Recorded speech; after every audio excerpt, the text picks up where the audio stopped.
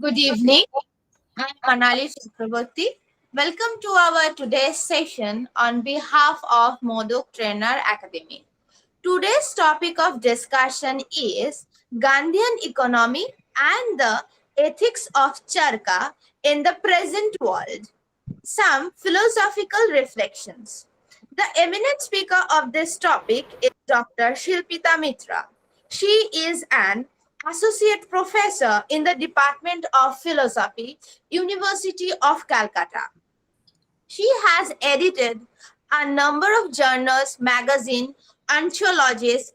She has authored a book on social and political philosophy of Mahatma Gandhi. Now I request to Dr. Mitra, please start her deliberation.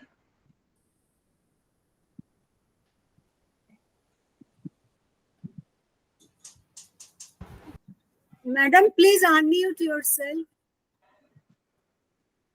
Sorry. Good evening, and it is my honor and privilege to have been invited here as the speaker. I am grateful to Modak Training Academy, especially to Sri Ganesh Modak, and I am also honored and privileged to have been given a special invitation by Dr. Gargi De. Uh, Gargi has been extremely close to me, and we have known each other for years. And anything from her part is my command, and which I am bound to obey. So when she asked me for this talk, I could never say no.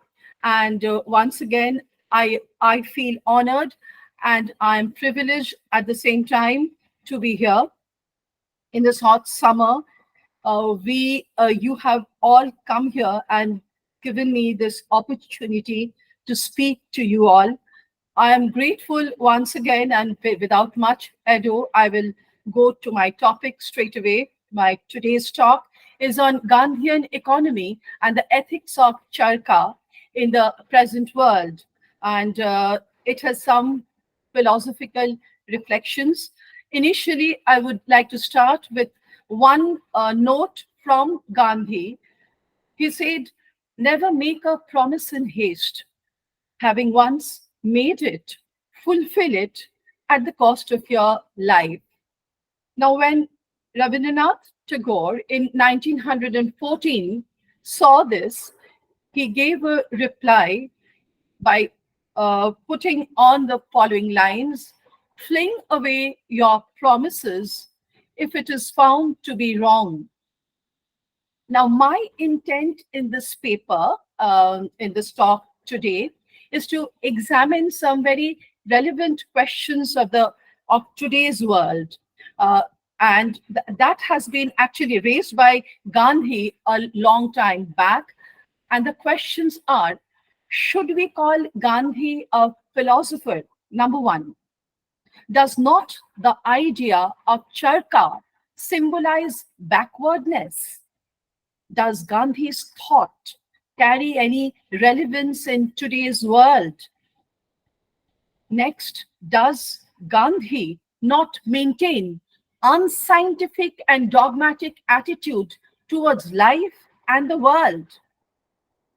Is it not his idea of trusteeship with a nonviolence means, Sharbodai, an absurd idea?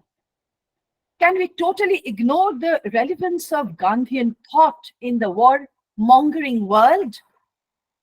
Now, there are many such questions that confront Gandhi's posterity.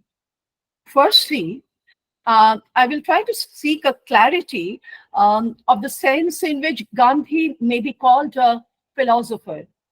After this, I shall mainly concentrate on 2 points, namely Gandhi's idea of cottage industry, symbolized by Charka, and the so-called opposition to big industry.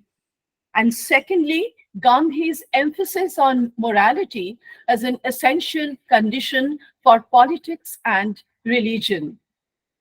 Any examination of other points of criticism and objections raised against Gandhi's view are left outside the scope of my talk today, because honestly we today it is a race against time, and I will try to make it short and as crisp as possible. So in conclusion, I shall argue that Gandhi's words about Charka are not to be understood in plain and literal sense, but in symbolic and deeply suggestive sense, equally in the context of industrialization. It is undeniable that some aspects of Gandhi's thought can still show some light of hope in the midst of doom and despair. Now, I will discuss first the first question: in what sense is Gandhi a philosopher? Now, today I begin my talk with this question. It is indeed true that as a practical man, Gandhi has changed our and modified, of course, modified our views in many times, many ways, and from many aspects. And there have been certain issues that he has taken care of, specially. Therefore, it is advisable to take the latter and not the former view on the same subject in our present consideration. Now, keeping this in mind, let us begin with an explanation of the term philosopher. What do we actually understand by a philosopher? It has been used in two senses.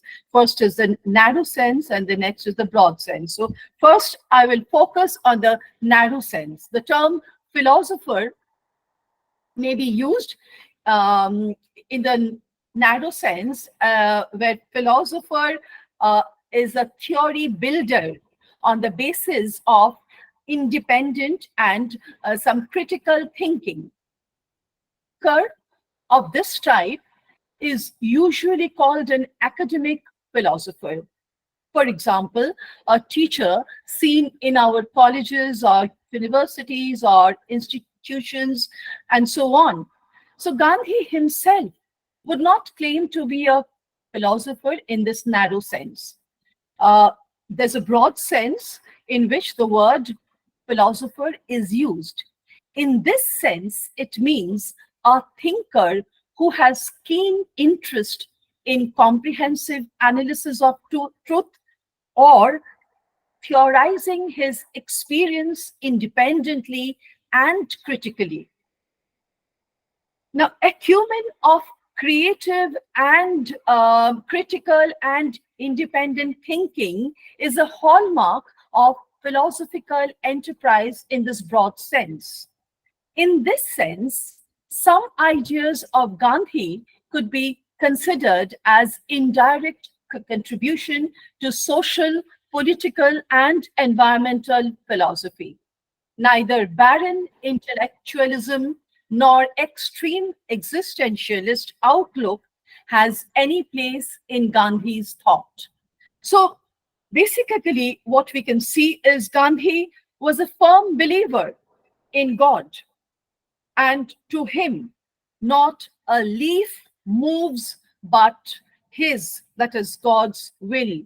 And the nature of truth or divinity is again ineffable.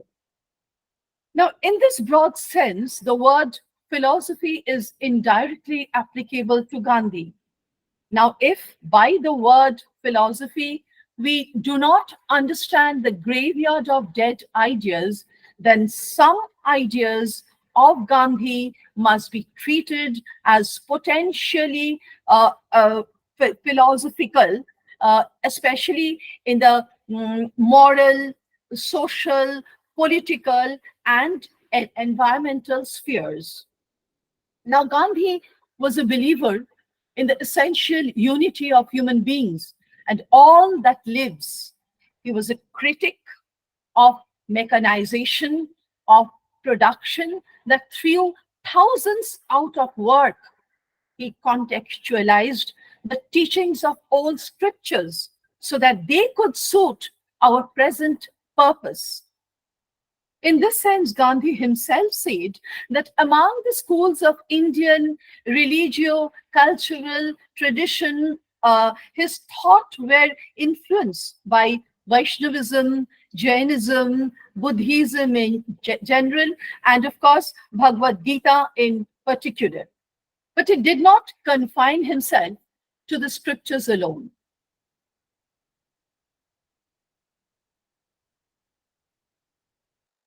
Need of his time. And we can say that at any point of time, it was not only his time. He lived much before his age, so that he could foresee what was going to happen in the days to come. Now, he was also influenced by the Western cultural tradition. Gandhian thought is a product of both the traditions and intersection of diverse ideas, sowing the seeds for the posterity of humanity. It is said that truth and nonviolence are the two main pillars upon which Gandhi built up his thought. Gandhi was a social, political activist, not only a leader, but also an activist who wanted to change the society through an uplift of all. All is, in his philosophy, Sarvodaya.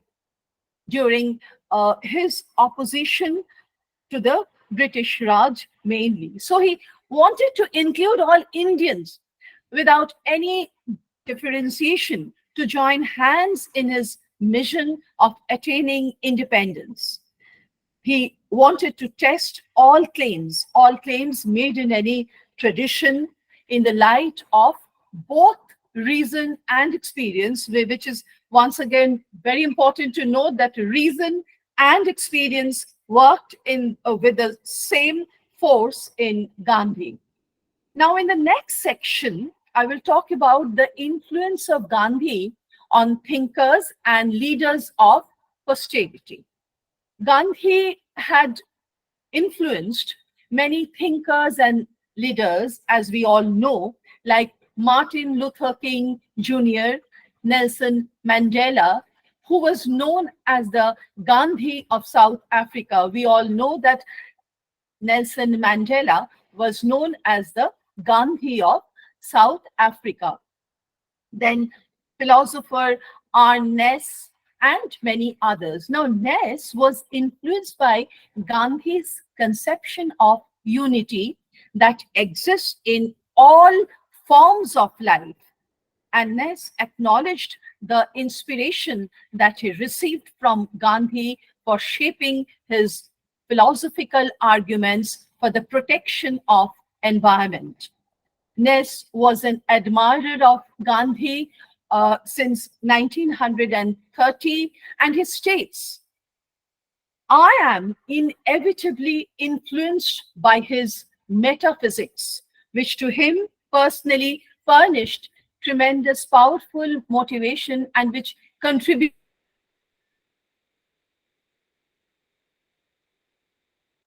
He warned us about the misuse of natural resources.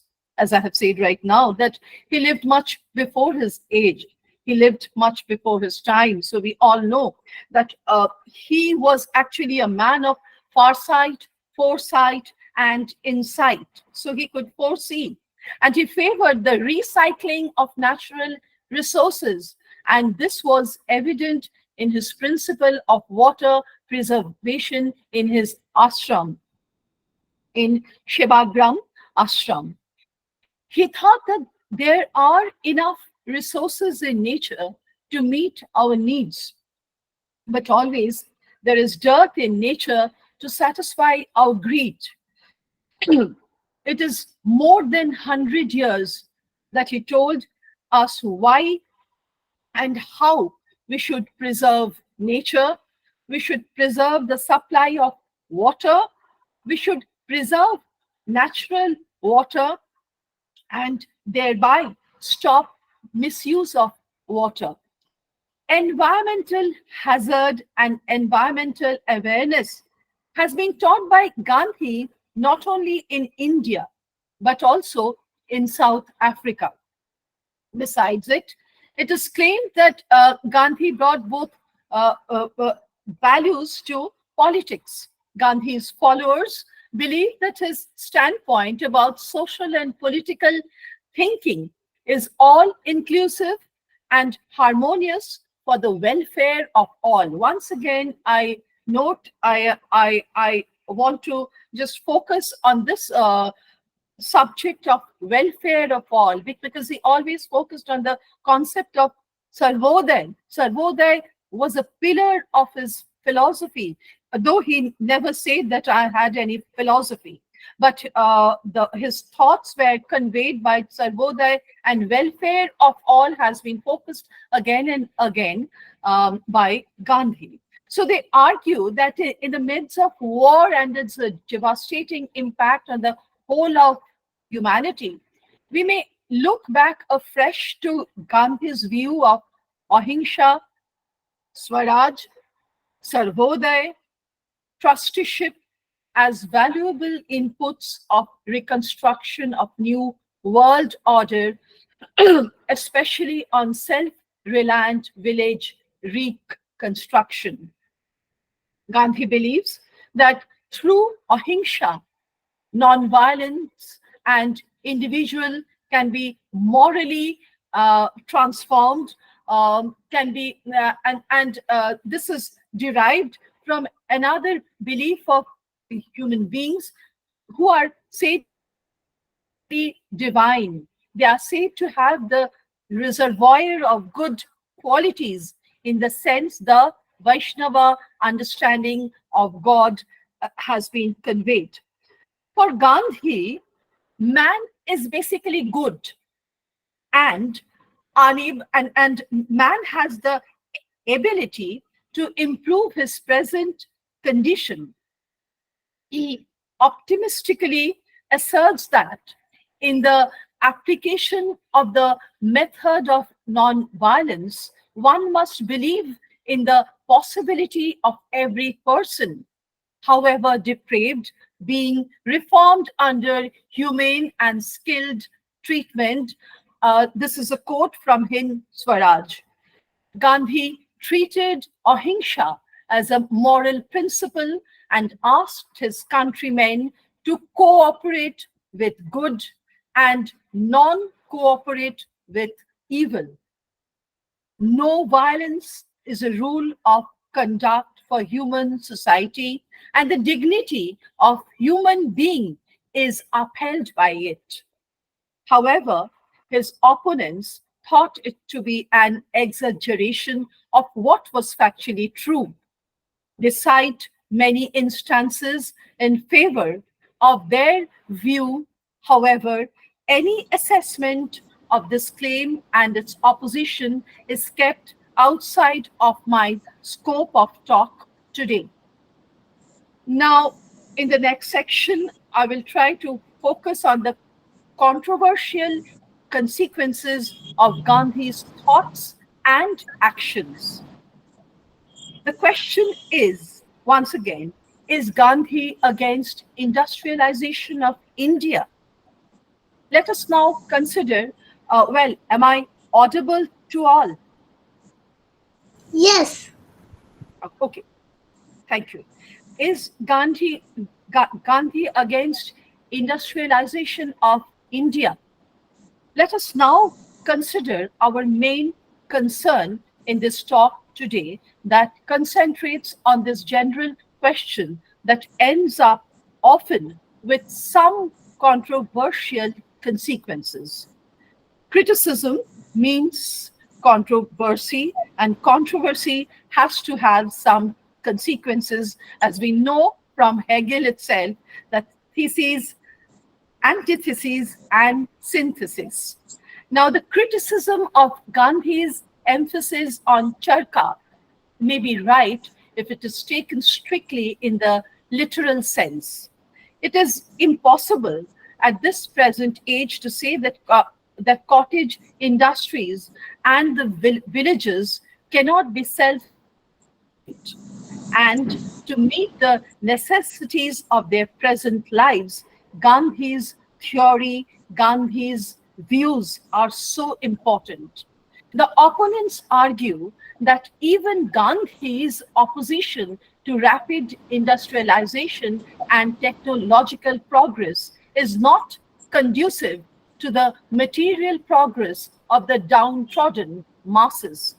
His unexperimented ideas on industrialization can never serve the present day interests of the nation, of the world as a whole, and remove poverty of the millions of Indian masses. There's some truth in such criticism. But what Gandhi said in those days had been originated from a different consideration. What is that? The, the profit from the big markets, the profit from the big industries at the cost of exploitation of the poor natives was opposed to Gandhi. On the other hand, the micro level effort has also a spiritual background for achieving self reliance by innovation and manual labor. Today, we are to understand Charka as a metaphor which is suggested for the revival of village economy from the point of view of micro most of the villagers to achieve self-reliance. Gandhi considered the then actual picture of the country. So the next question is, does charka or spinning wheel really symbolize backwardness in attitude? Let us examine another interconnected question. Does charka really symbolize backwardness in attitude? Consideration shows that charka is symbolic in understanding of Gandhi's vision of self-reliant India. How Gandhi, in his autobiography, wrote quotation I am engaged in the revival of spinning wheel. I am therefore concentrating my attention on the production of khadi. I swear by this from by this form of swadeshi because through it I can provide work to the semi-starved, semi-employed women of India.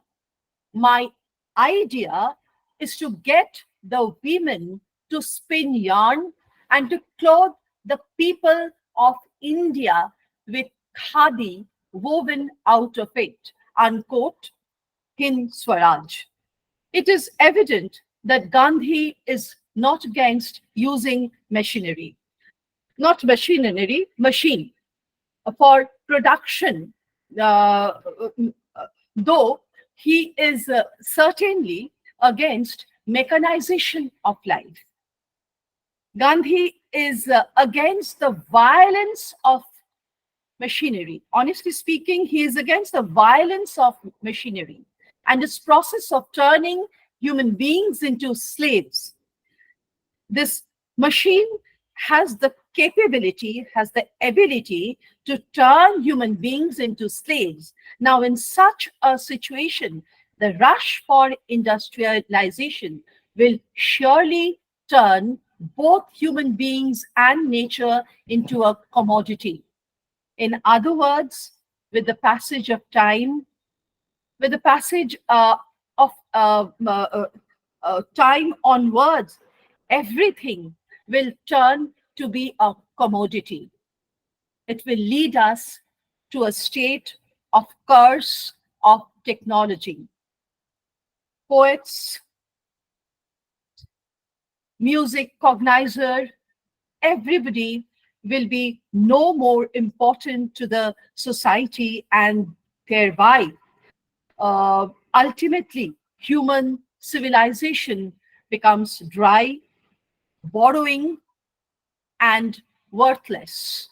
Gandhi firmly expressed his belief when he said economics that hurt the moral well being of an individual or a nation, they are immoral, they are sinful, and so economics that permit one country to prey upon another is always immoral. There's also a spiritual aspect of Charka. For Gandhi, the spinning wheel became not only a means of economic upliftment of the poor, of the downtrodden, of the so-called simple people of the society, and not it is not an emblem of India's freedom movement, but it is a means of depolluting one's inner being, one's inner reconnecting, one's inner self with the creator. Now, Gandhi's concern is the common people's interest. His charka, both metaphorically and spiritually, stands for the protection of the interest of the common people, of the downtrodden. It cannot be surrendered in the hands of capitalists who will control the industry. He is not against using machinery. He is not against using machines, but against mechanization of life for the benefit of the of a few at the cost of the interest of the villagers. Now, in those days, Indians were required to buy clothes made by England. That policy inevitably led to exploitation of the helpless poor Indians. Now, what Gandhi wanted to do was Gandhi wanted to change the situation. How? He proposed an alternative of switching over. He proposed an alternative where one could switch over to khadi, an indigenous, man-centric method of producing yarns for the clothing materials. Now, what is this khadi? It was an alternative to the existing system of exploitation. It was not just a kind of material. It was not just a. It was just not a it was not a spinning kind of thread or something like that. And it was a voice against exploitation. The charka, being an instrument of producing khadi, became a symbol of self-reliance, of self-freedom for the masses. Charka, therefore, is the material production base that alone can sustain the revolutionary spirit, that is, production of khadi. And as such, it can also be viewed as conveying a cultural message that is in discrete industrialization.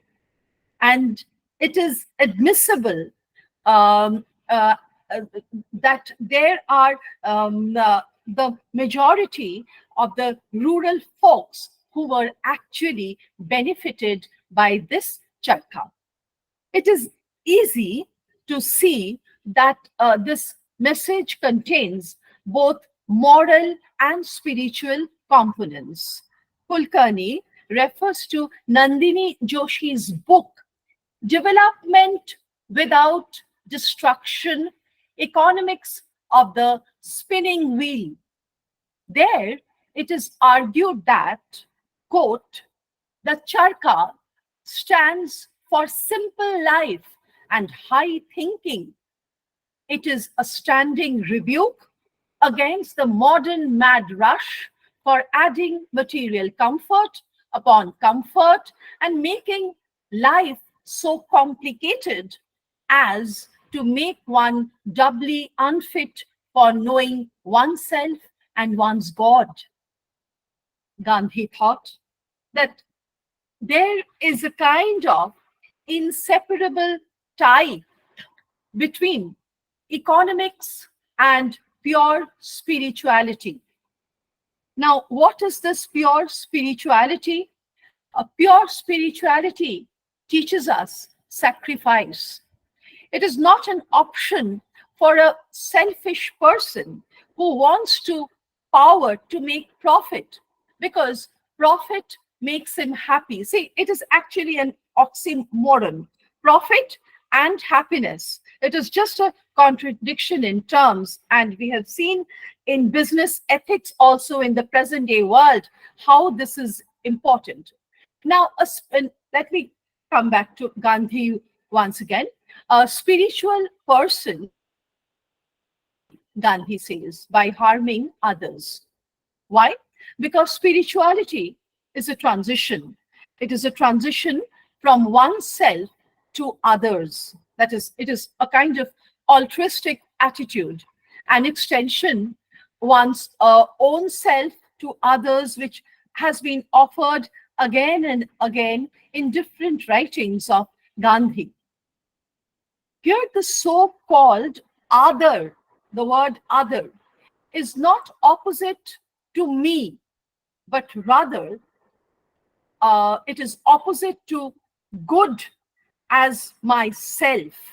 Gandhi tried to emphasize on this aspect, and he wanted to give a spiritual message through Charka, where he wrote in Young India, it is because the message of the spinning wheel is supremely spiritual for this land that it has got tremendous economic consequences as also political consequences.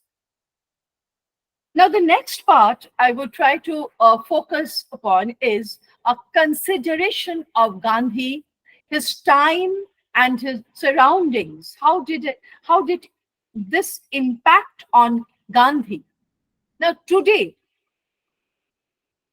in this century, if we are to evaluate Gandhi, we must consider his time and surroundings.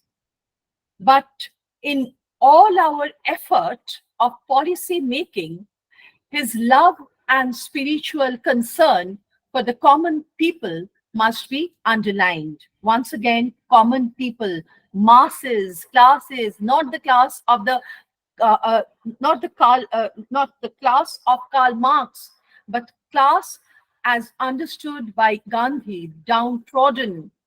Do, just as a banyan tree, it takes its food from the roots.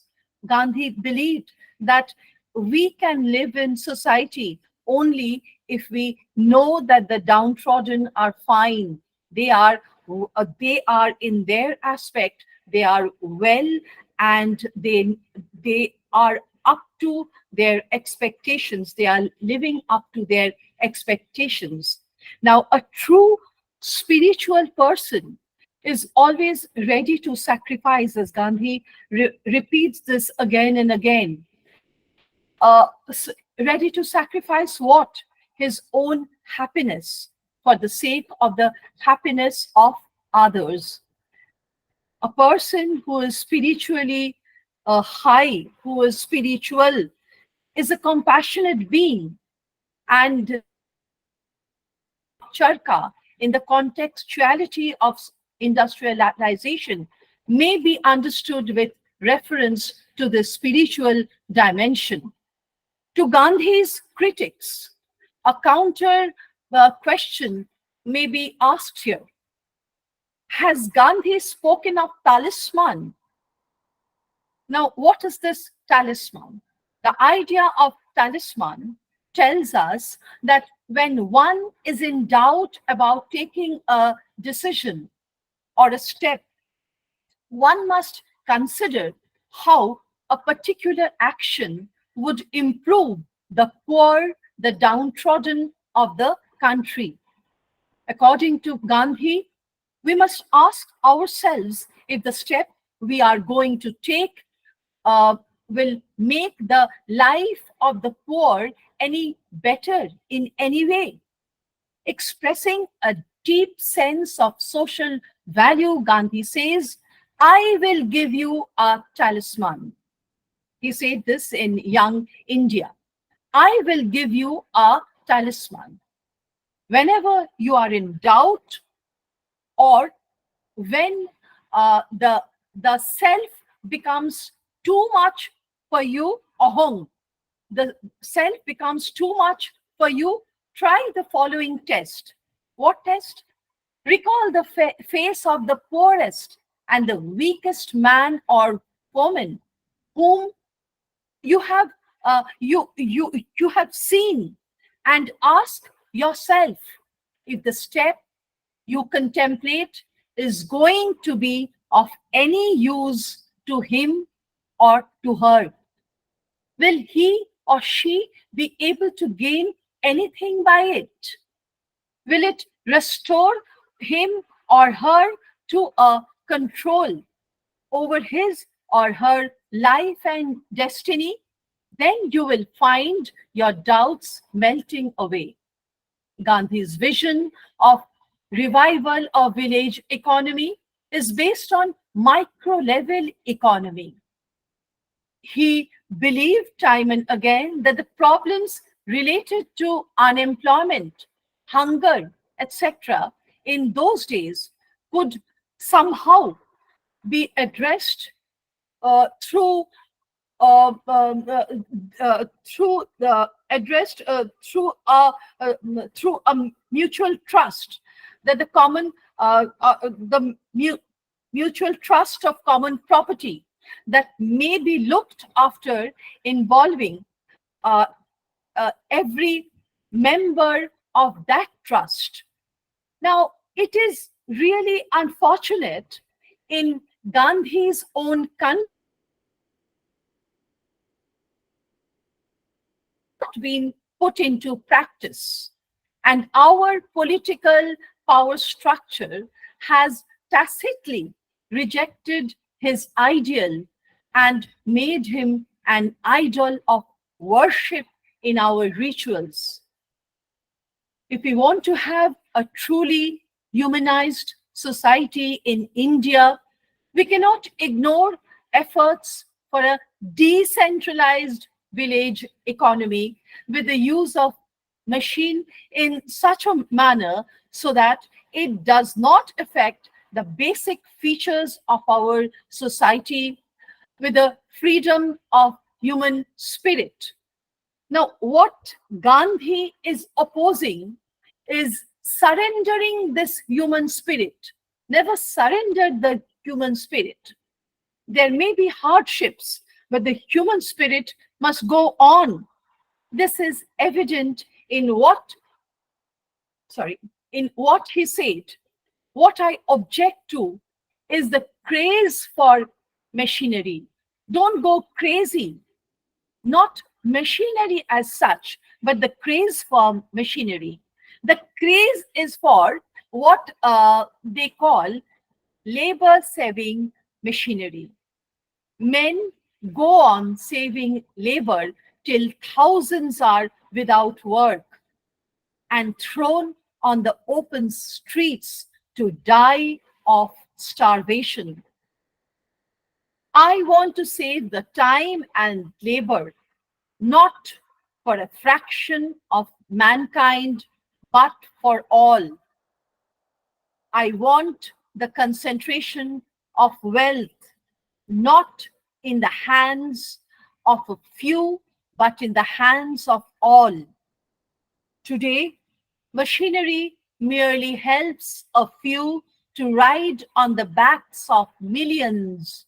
The impetus behind it all is not the philanthropy to save labor, but greed. It is against this constitution of things that I am fighting atrophy the limbs of man. Factories run by power-driven machinery should be nationalized, state controlled. The supreme consideration is man, unquote. It is from Young India, 1921. Nihar Ranjan Rai, in his introductory address, says that Gandhi used the word Swaraj to mean the democracy of the masses. And since the vast masses of India lived in villages and still lives in villages, the pivot of Sarvodaya, democratic state of his vision, was the village of India conceived in an ever-widening oceanic circle. Gandhi's insistence of Charka may be regarded as a shield to protect India's nativist identity while critiquing colonialism. Now, the next section, I will speak on the education involving innovation and value that is the key of sustaining development. Sorry, sustainable development. Gandhi used to believe in innovation, the key to sustainable development. And as a result, for him, our basic education should provide room for it, and also training in value education. In view of this, we may think of his ideas on education with extensional meaning and say that our education system should not be under the light of the control of politics, which is so very important, especially in our present times. And the practice of immoral political control of education, compromising merit factor continues till date. And there is hope for India to be a developed country in future if this politics without principle is not removed. Politics devoid of morality, politics devoid of principle in practice, of course, encourages corruption. That needs no mention. It also breeds unholy alliance or nexus between politicians and corporate houses. Unfortunately, this is a very common phenomenon in today's consumerist society of Southeast Asia. It is very interesting at this juncture to remember and note what Will Durant remarks in his book, Pleasures of Philosophy. He actually remarked this on the consumerist society, which is an outcome of blindly imitating the materialist culture. According to Will Durant, the last stage of matter is the gang. What is that? Criminals flourish happily in our large cities because they are guaranteed the full protection and cooperation of the law. If they belong to the organization or have friends in it, they have every assurance that if they commit a crime, they will be arrested. And if they are arrested, they will not be convicted. And if convicted, they will not be sent to jail. And if jailed, they will be pardoned. That if unpardoned, they will be permitted to escape. So true in our modern time. It seemed that Will Durant, who wrote this book a long time back, was completely right in visualizing what is the name of what in the name of democracy is happening in today's world, in today's rather many countries. I would not say world at large, but of course, today in many countries. Now, so Gandhi could actually foresee this, and he had spoken in similar terms. And Gandhi talked about morality time and again and again, as a necessary condition for politics and sustainable development. Here, Gandhi's ideas are also relevant to reverse the undesired and undesirable trend in education sector today. Now, in the third section, I will go on to an examination of skepticism about the relevance of Gandhian thought. But we cannot also ignore the fact that there is much more skepticism about the relevance of Gandhi's thought. Some critics said that Gandhi did not practice what he preached, and that he was much dominating. See, the case of Subhash Chandra Bose's resignation as the Congress president and Gandhi's interference is often referred to in this context. Uh, Let us consider some of these questions under this broad head. Is Gandhi's thought feasible? Many modern scholars doubt the feasibility of Gandhi's thought. They say that Gandhi's vision of completely utopia is a utopia. It is completely irrelevant. Um, uh, uh, it it has in it has no taker. It has no taker, and of course, it is against progress. His vision, Gandhi's vision of self-reliant India, is based on Swadeshi and Swaraj.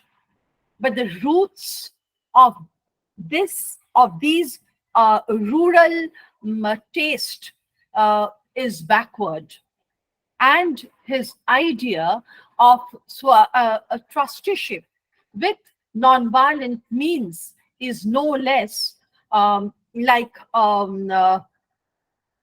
a square circle. It is objected time and again that his project of Hindu-Muslim unity also failed to attract politicians even before 1947. And as a result of that failure, Pakistan was created with the adoption of two-nation theory with religion as the basis for it. Gandhi's ruthlessness is expressed when he opposed Subhash Chandra Bose as elected president of the then Congress Party in 1939, and Gandhi's declaration that Dr.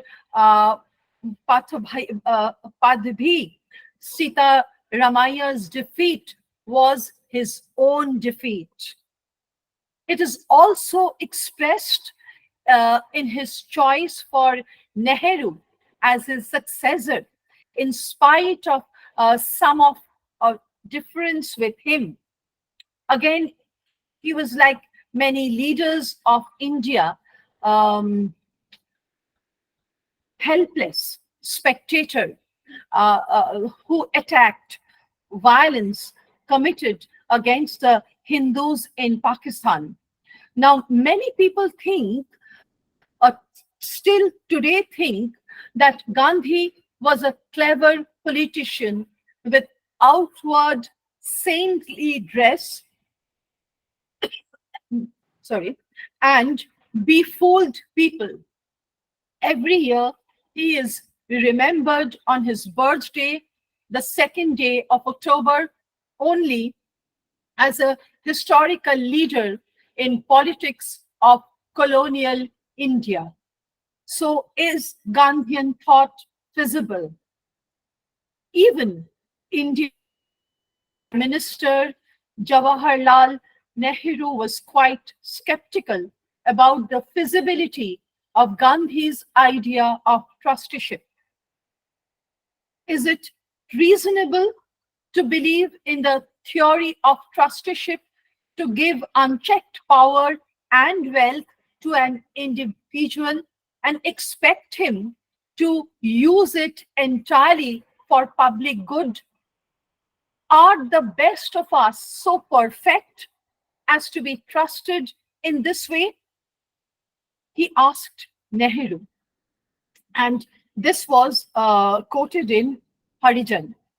However, later on, Gandhi himself admitted that there were many impracticable elements, and this confession of Gandhi was posthumously published by his secretary, Pyarelal.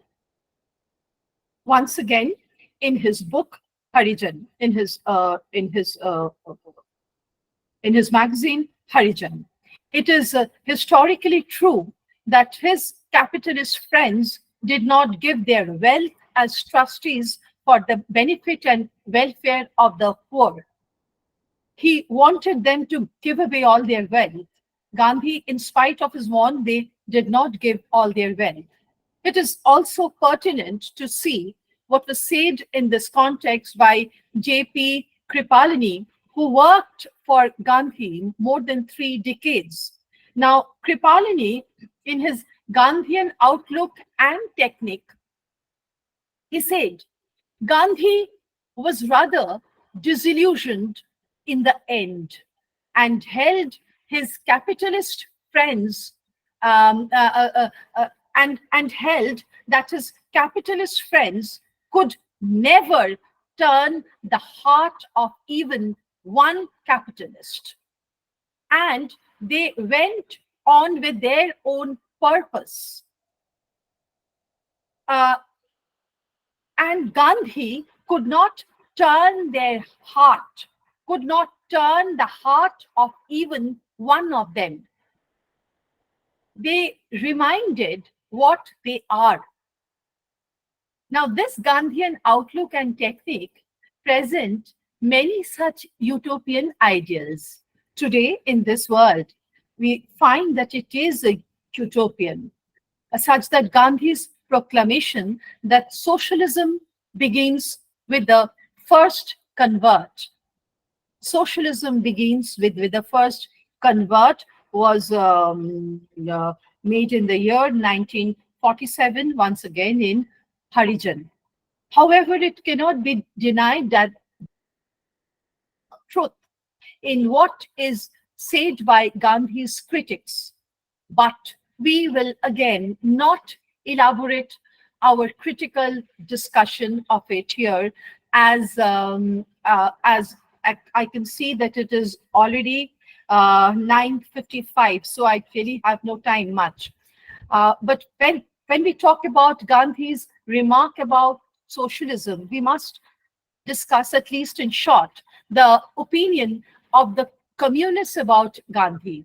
Gandhi has opposed the communist way of using state power because it involves violence to arrive at the state of socialism.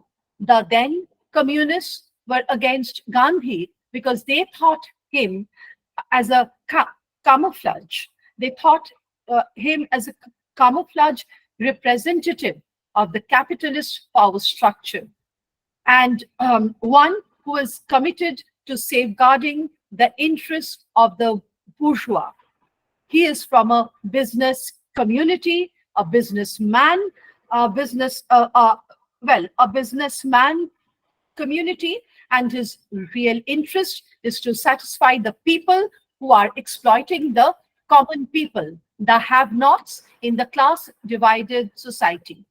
Gandhi, on the other hand, was criminal, was sorry, was sorry, Gandhi had a critical attitude about the communists because the communists, according to him, propagate hatred among the masses to achieve their goals.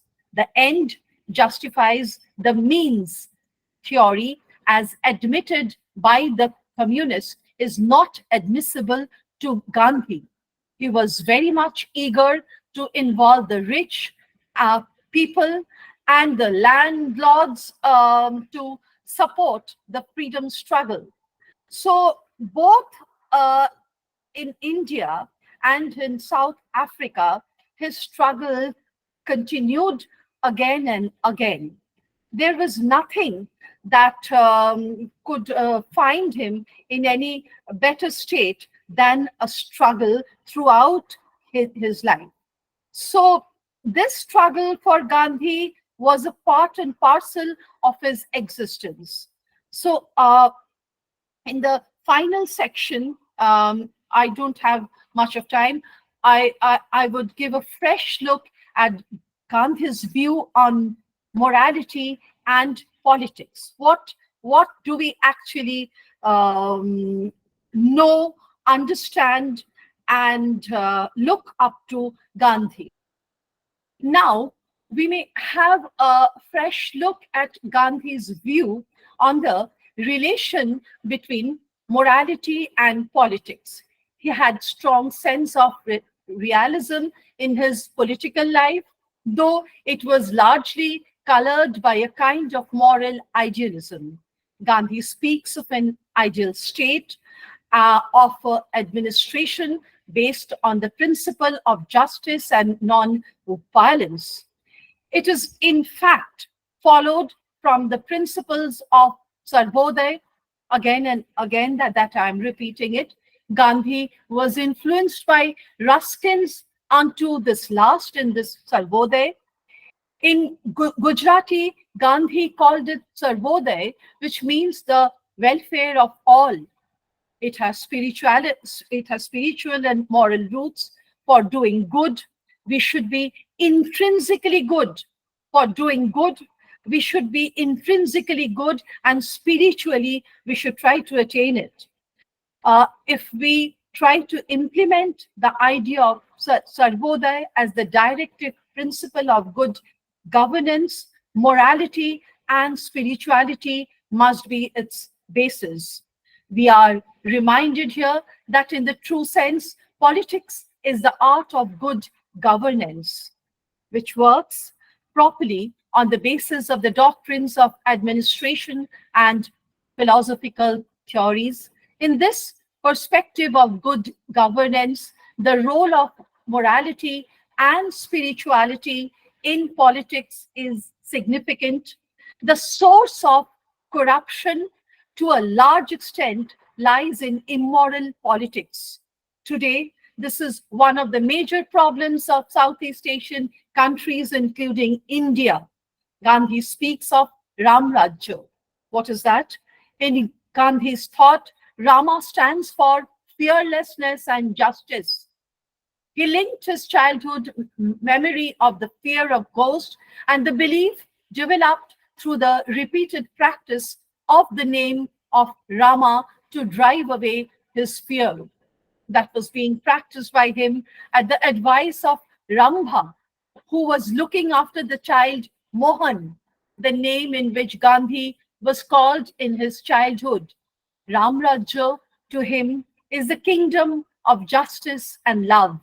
By this, Gandhi is not referring to any historical fact. Gandhi says, my Rama, the Rama of our prayer, is not the historical Rama, the son of Dasharath, the king of Ayodhya. He is the eternal, the unborn, the one without a second. Gandhi further elaborates it by saying Ram Rajya can be religiously translated as the kingdom of God on earth. Politically translated, it is perfect democracy in which inequalities based on possession and non-possession of color, race, or creed or sex will vanish someday. And with this, I conclude and thank you all for giving me a very, very patient hearing. Thank you.